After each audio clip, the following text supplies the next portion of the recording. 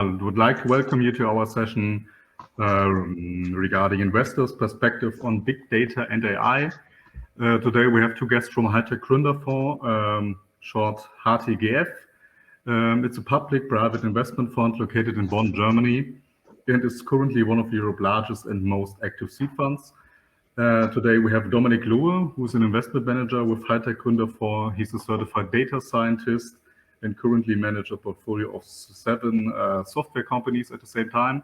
And we also have Axel Nitsch, who is a principal and senior venture capitalist, investor at Hightech Gründerfonds, and before he was at other venture capital companies, for example, T Ventures. Thanks a lot, Julian. So thanks for all the people joining today. I think it's 33, maybe that grows a little bit. So what we want to do today, we want to share our perspective a little bit on big data and AI from the investor side. And we basically have two main viewpoints. I'm going to share one, and Dominik is going to take over and share the second one. First, I'm going to tell you a little bit about what HTGF does, because it's important to understand how we look on data, to have a little bit on background on what our fund does. Dominik? Yeah, thank you. So we are a seed fund. As Julian introduced us, we are a pretty large seed fund, so we are doing around 40 new deals a year. And the challenge with seed investments is that typically we are the first institutional investor that comes on board, and that there is a lot more to do with shareholders and companies than just provide money. So we also provide know-how, and we provide network. And with these 40 investments a year, we come to a significant scale. Next slide, please.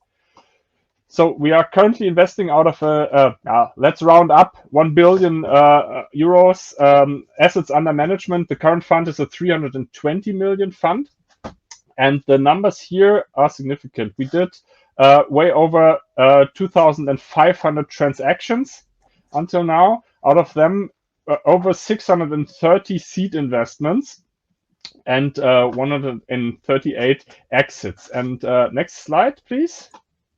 When you look at the numbers, all in all, over 600 companies we financed.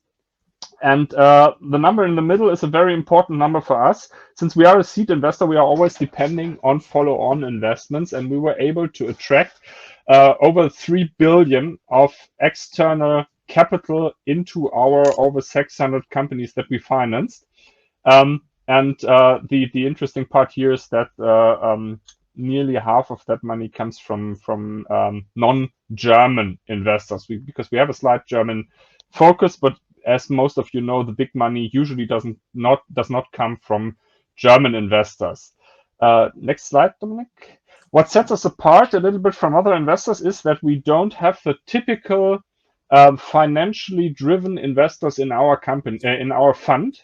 Our money comes on the one hand from the German government, but on the other hand, all the logos that you see here are investors in our fund, and they invest in our fund. All German companies, large ones, small ones, they invest into our fund because we are an integral part of their innovation strategy. On the one hand, they want to make money with us, but on the other hand, and this is the leverage that we bring to our portfolio companies also, is that we are opening doors to all of these industry partners that invest into our company. And as you see, there are a lot of them. Next slide, please. So what do? We invest in 3 different sectors. Dominik and me, we are from the digital tech team. We are investing in everything where programming is the differentiator. Next to that, we also have a team that invests in hardware, automation, and energy startups, and a team that invests in life science, drug development, healthcare startups.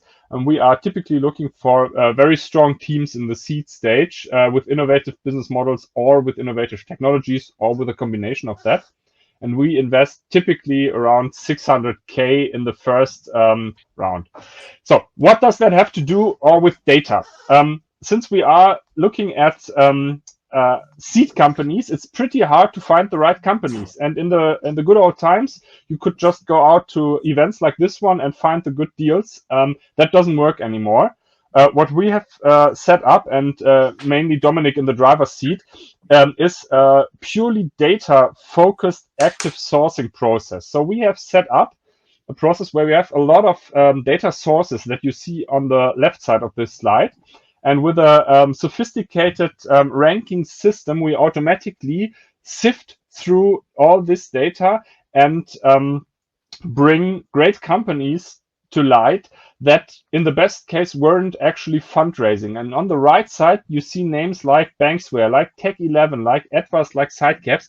All these companies we invested in the last 24 months, I would say.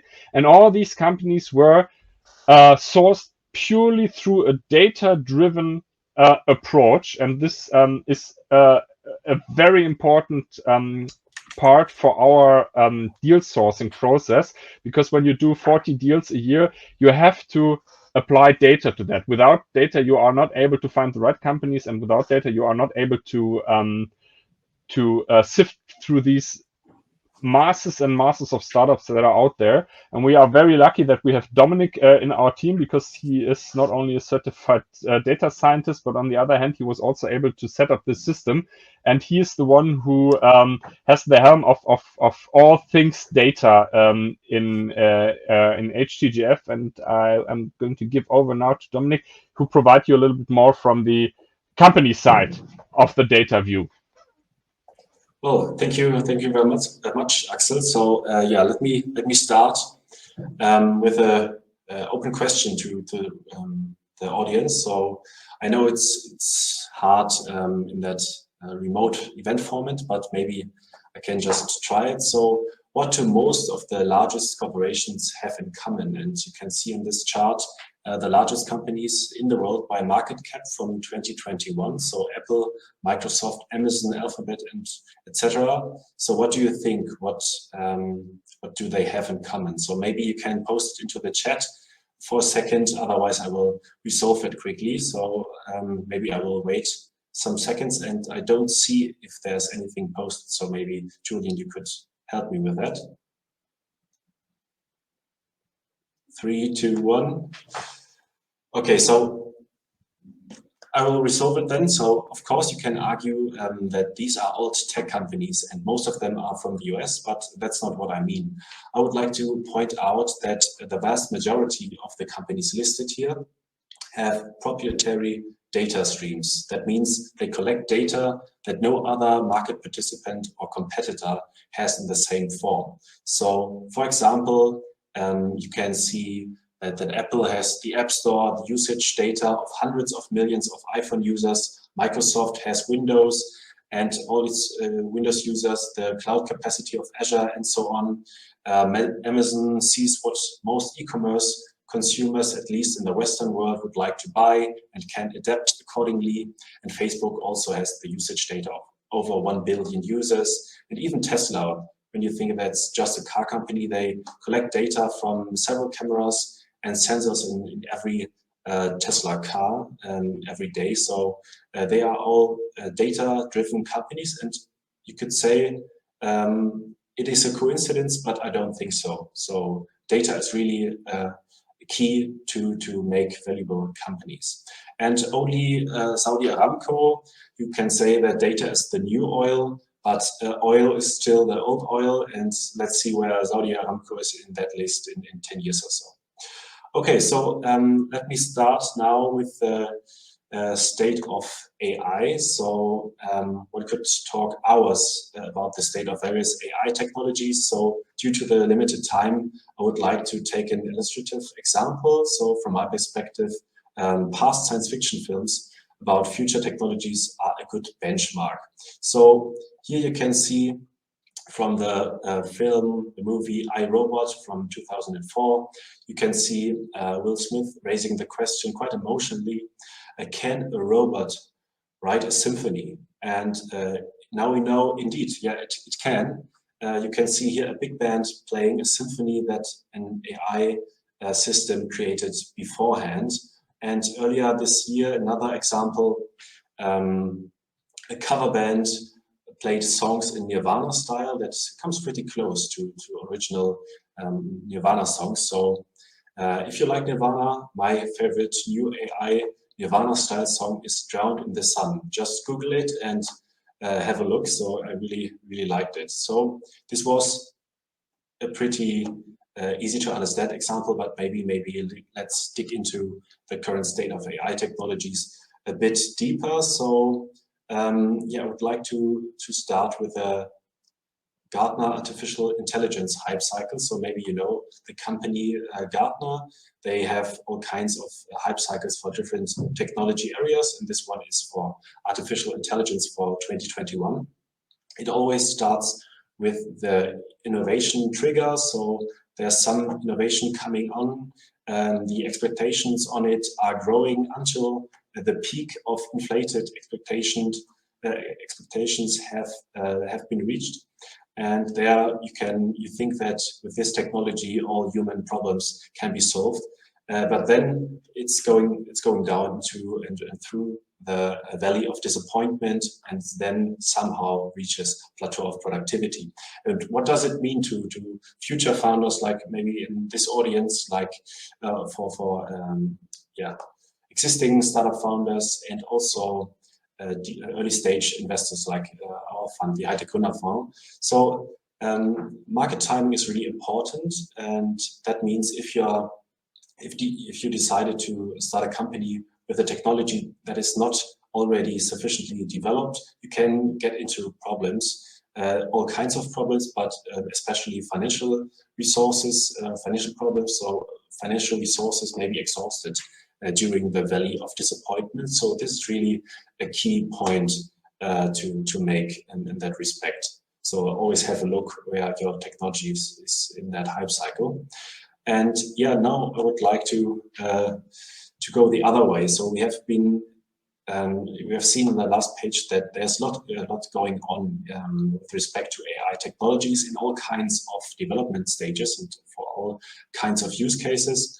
But what we as investors also often see are startups that try to use AI-related buzzwords. So a report from last year showed that almost half, so over 40% of so-called AI startups don't use AI for their business at all. And that means they represent themselves as AI startups, but if you see inside, they appear not more intelligent than rule-based. So if this, then that systems from the 90s or early 2000s, like for example, Karl Klammer in German from earlier versions of Microsoft Word, if you can still remember. So just a simple rule defined. So if this, then Karl Klammer shows up and then tells you to do something or not to do something. So what I want to say with that is just to be honest.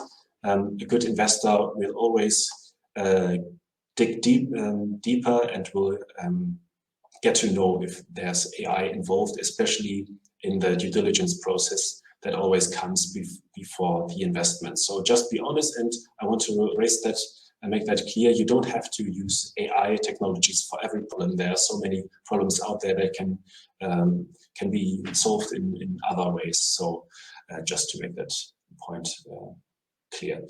Okay, now I want to answer the question, what does an AI startup need to become successful? So from our view, a really good AI system needs 3 different ingredients. Domain structure, and I will come to it later on, data, and some kind of ML, so machine learning algorithms.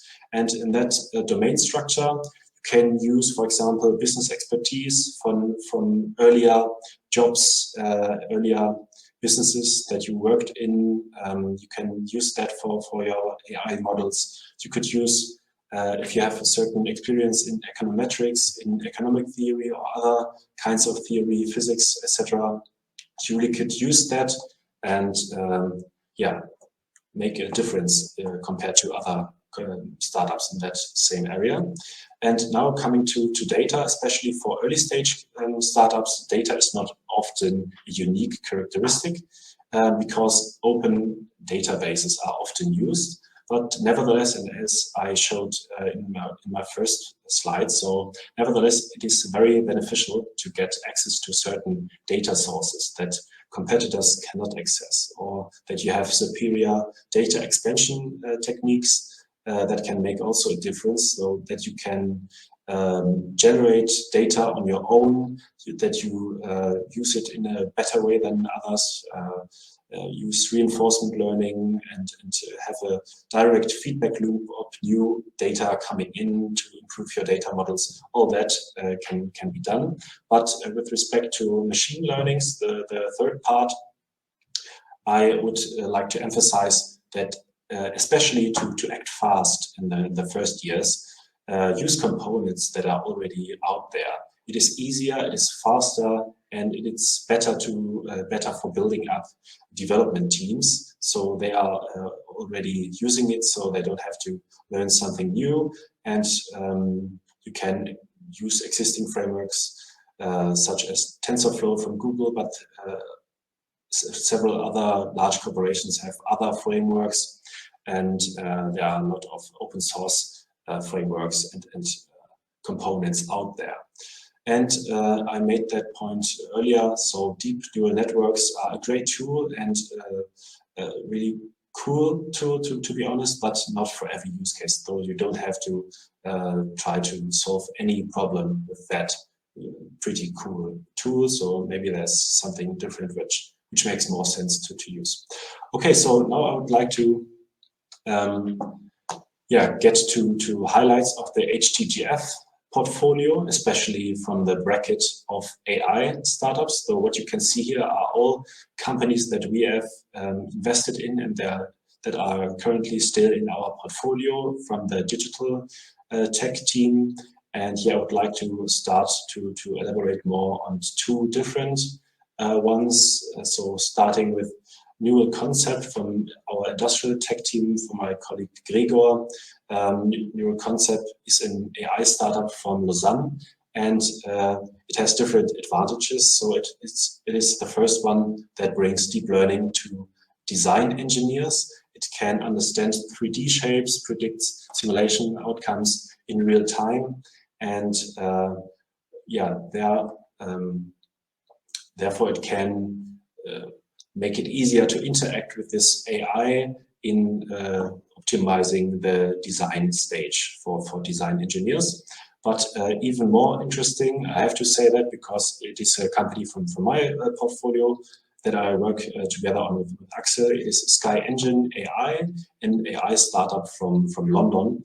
And it builds the industry's first evolutionary platform for machine learning in virtual reality, and therefore it solves massive business problems in terms of accuracy, balanced data sets, data labeling, and I will come to that later on, for computer vision applications. So what is the advantage? On the one hand, you can use existing data, real videos, data, pictures, etc. But those would need to be labeled manually. So really, I don't know, a video of some seconds has, I don't know, a lot of different pictures, and this would need to be labeled picture by picture. So it's really a process that takes long and is quite costly. So no purchase of data is required using synthetic data that is just generated by this AI, and it's no labeling is involved, and it's even has a higher accuracy. And what that means, I will show in the next slide. So this is one use case, for example, and I will show you. I hope you can see the video, otherwise you could tell me if something is not working. So as you can see here, this is the first use case, drone-based inspection of 5G transmission towers. And I don't know if you know that, but the new 5G standard needs a lot of transmission towers, like 10 times more than our LTE of 4G standard right now. And so there will be a lot of inspection towers in the future that needs to be inspected if there anything is working properly. And with synthetic training data, you could train, for example, a drone or an intelligent system behind it to understand what it sees, even if there was no real video involved. So you have all kinds of weather conditions as well as lightning conditions that you can synthetically generate at times of day and night. And as I mentioned before, no manual keywording or labeling of the image data is required. So in the next use case, again from the same company,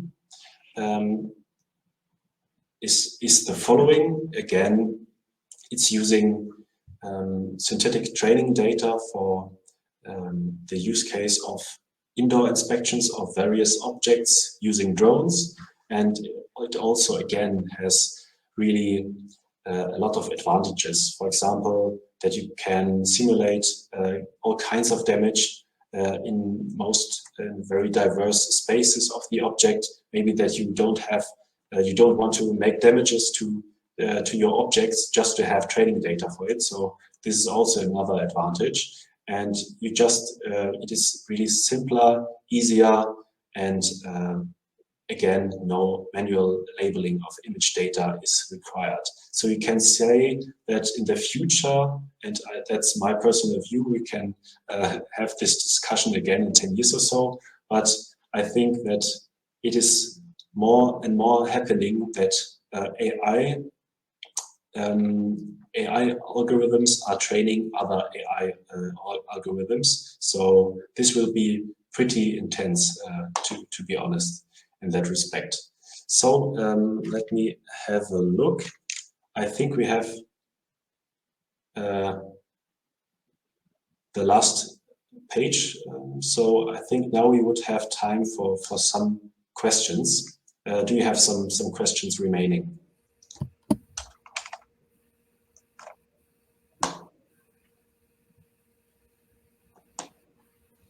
If there are no questions from the audience, I would ask one question. I mean, there's a lot of regret sometimes in venture capital if some companies passed on some startups that are now unicorns. Do you think the technology you just presented us would help companies overall to detect promising startups earlier? And what's the best case? What's the worst case? What's the maybe some companies that would have been able to detect earlier from the venture capital cosmos? So nobody passed on this. And there's one question I will also read out. Would you answer this? Yeah, maybe let me take this one. That would be a perfect world if we had a system that can predict the great companies of tomorrow, in the best case already with exit value. But the beauty and also the challenge of venture capital is that there are so many variables involved, and especially there are so many variables that you actually don't know at the seed stage. And this is a very important factor.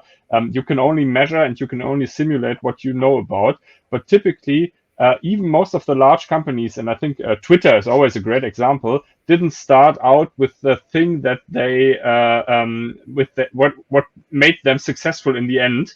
So Twitter was just a messaging platform from, I don't know what they did in the beginning, but this makes it extremely problematic and hard to really predict the unicorns. But what can be done with data and with a good setup on sifting through this data is trying to find markers for success. And markers for success can be serial entrepreneurs, can be people from certain universities with certain publications, can be people acting in a certain sector. So there are indicators, and that works. And there are a lot of funds working on different systems at the moment doing exactly this. But there is no golden path to the unicorn. If there was, we would be very rich already. Anything to add there, Domenico? Yeah, just maybe one point to make, that it is especially not easy to find the best future startup when there's no quantitative data involved. And what we have sometimes is just a description of the company in the German commercial register from maybe two sentences or so. And this is really hard to just get this information and see, well, this is a future unicorn out there. So this is also just to emphasize what Axel already told you. Yeah, it's really hard. Great, then we have 2 questions from the audience. I'll read us the first one. How many co-founders would be perfect for a company? For example, do you need a CEO, CTO, CEO right at the beginning of the company? Yeah, perfect. That's the question. What is the perfect setup? A perfect setup, from my perspective, would be a CEO who has a strong leadership skill and a long-term vision, a CTO who's super deep into a certain technology, a CFO who has all the numbers and the KPIs in grip, and a sales expert. But it never happens. It really very seldom happens that, especially in the seed case, all these traits are already included. I think what's more important to have a perfect team is to know what you are lacking and to also discuss with potential investors how you try to fill this gap. For example, if you have a great product idea and you have sales experience, but you are lacking a CTO to deliver on that, be open about that. Try to use seed investors. As I said in the beginning, there's much more work to do for seed investors than just provide the money. And usually investors are open to, when they buy into you as a team, to help you complement the team. And there are very seldom perfect setups in the beginning. Very, very seldom. Okay, another question. In case a startup is having one founder and employees, additionally, with an AI model to solve waste management problems, what would be your view about people? That's the question. So if there's one founder and the technology that solves... Exactly, one founder and some employees, but I think the core value of the business model is the AI model that's going to solve waste management issues. So what's your view about the people? That's the question. Well, I would say it could be interesting for us, but this is just hard to assess just from that just few data points. So if this person who has write the question can just come to us later on and pass on a pitch deck, and we'll have a look on it and get into discussions with this future founder or existing founder. Yeah, but maybe to circle back to your slide, your structural slide with the three parts of a successful model. We have 2 parts here already, I think, from just this sentence. You have an AI model that can be off the shelf, and you have, as I see it, some sector knowledge on waste management systems and if there is a problem. So you have these 2 things already in place. Now the big question is, where do you get the data from? And are you able to complete this equation of domain expertise, proprietary or better use of data than others can do, and also the AI models? I think that would be necessary to complete the view on that. I really like that structure, Dominic. I didn't know that before. It's good. Great. Are there any more questions from the audience? So if you have any more questions in the last few minutes, you can write them in the chat. I will read them out.